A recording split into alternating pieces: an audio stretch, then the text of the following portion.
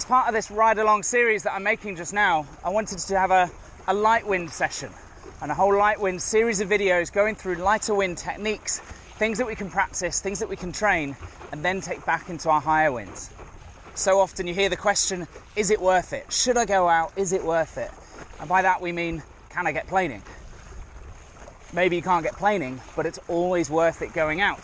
There's always something we can practice and train and do some light wind drills and skills that are identical pretty much when you then go into the higher winds and use the exact same muscle memory or motor movements that you've been practicing. This episode in the light wind series, I'm going to go through one of my favorite ones to do, which is the disco gybe. And the disco gybe refers particularly to the rig flip and the exit part of a step gybe. Although it can be used in a strap to strap gybe, you could use it in a power gybe or a lay down gybe as well. And what it does is it exaggerates and accentuates the vision and the counterbalance, which are the two key elements in a dry gybe. If you want to remain dry and stay on the board during a gybe, you need good vision and good counterbalance. And that's when the disco move comes in partway through. The disco move is the old disco point, the night fever, like this. Except we're going to do it as we flip the rig on the exit to a gybe. Let's have a look through this.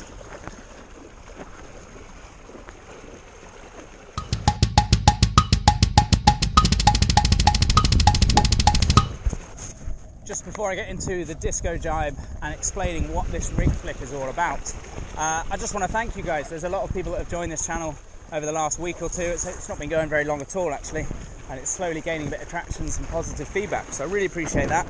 Welcome to anyone new that's joining this for the first video that you've ever seen, and thanks to everyone for clicking subscribe and staying tuned. There's going to be plenty more videos coming out over the next few months, and I can keep filming out in Greece here, making some nice videos and explaining a lot more, sticking as much as I can to the ride-along style, so you're actually with me on a board right now. I'm cruising around and showing you what I'm doing along the way.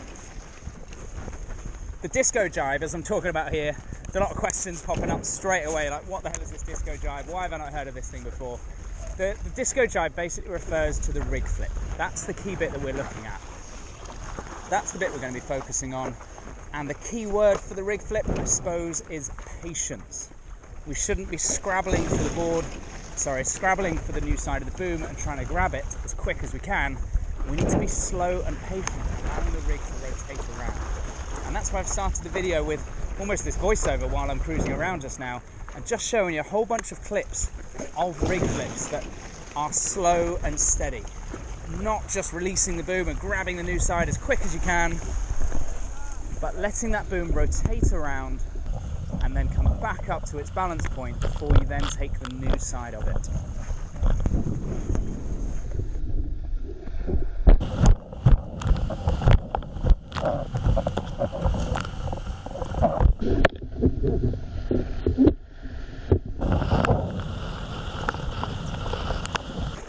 Now for sure I'm going to play around some different angles to make this as clear as I can.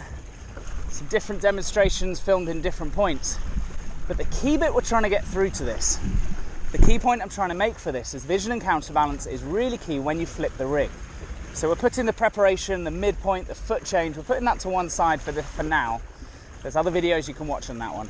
The key bit I want you to think about is when I get towards my exit, look where you're trying to get to, point in that direction, and hold that position until the board's turned. From this camera now, you can see that's the direction I want to go to. Just as I flick the rig, that's where I'm going to point towards. This is the direction I'm going to. That's my exit.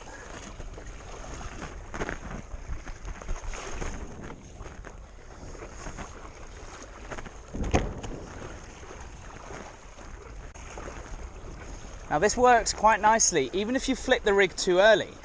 And you're going to see this on the camera at the front of the board. I'm going to flip the rig too early this time, so the sail effectively stops on a run. If I look this way, point this way, and wait, the board will naturally come round in the direction you're trying to get to. Patience on the rig flip. Don't scramble to get the power back on or get on the new side of the boom. patiently allow that sail to come around using your original front hand, this is, because what's going to become your new front hand is pointing in the other direction.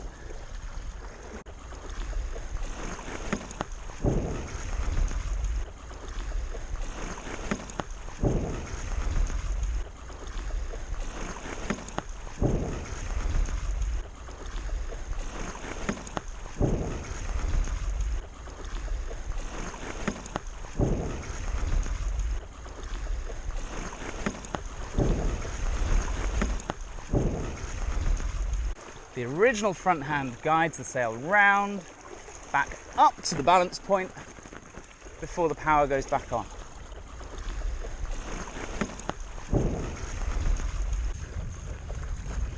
Patience is key on the rig flip of the gybe. Don't scramble to grab the new side of the boom. Use the original front hand with a fairly extended front arm to guide the sail around down to the back before then scooping it back up to the balance point, all on the original front hand.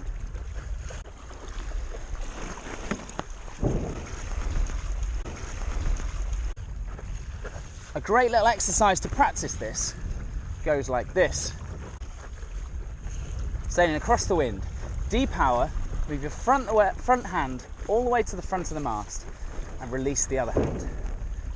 Keeping the board in the same direction, swap your hands over, let it fall down, ping it back up once again. That move again, trying to keep the board in the same direction, across the wind or even slightly downwind. Front hand depowers, release the power. Flick the sail back, swapping hands, point and look, that's the disco move, back up to the balance point and back onto the power part of the boom with a little slide. This is kind of the disco move, but also a little light wind exercise that can be thrown in to help your jibes along the way.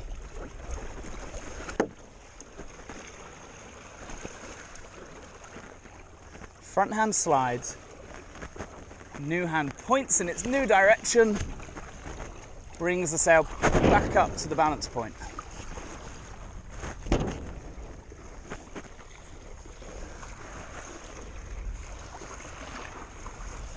Depower, open the sail, swap, drop, flick to the balance point.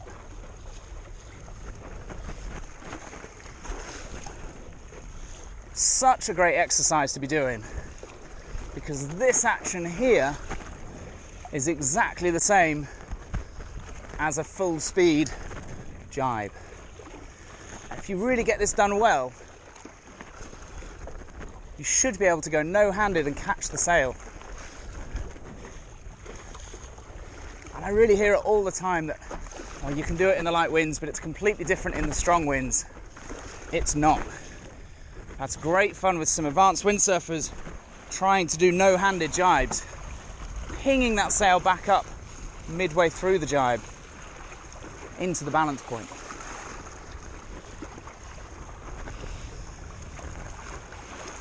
And the disco gybe 100% can be done at full speed in windy conditions, and it'll help slow down your rig flip, it'll help the vision and counterbalance to keep you dry, but it'll also help the power, releasing the power and then putting the power back on, which is the key element if you're trying to come out planing. Vision and counterbalance will keep you dry. Controlling how that power gets turned off and then turned back on again is how you can come out with a bit more speed.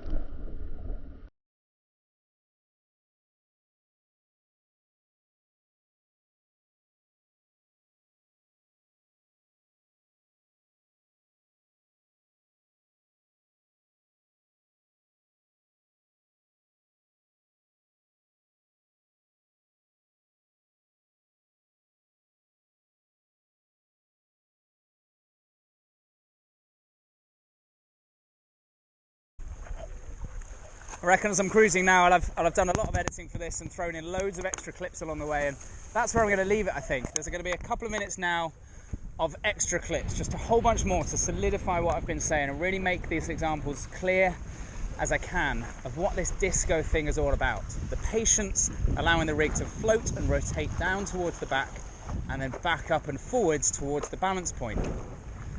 And the hand change from one side of the boom to the other is not a rush. It's not a chase to the back, grabbing the new side of the boom and trying to heave it forwards. The work is done on your original front hand, which has slid forwards. Let the rig rotate down into the back before it then comes back up. You can take the boom, slide into the power zone and go from there. So thank you for joining me here today, and enjoy the rest of these clips and stay tuned for some more videos coming very, very soon.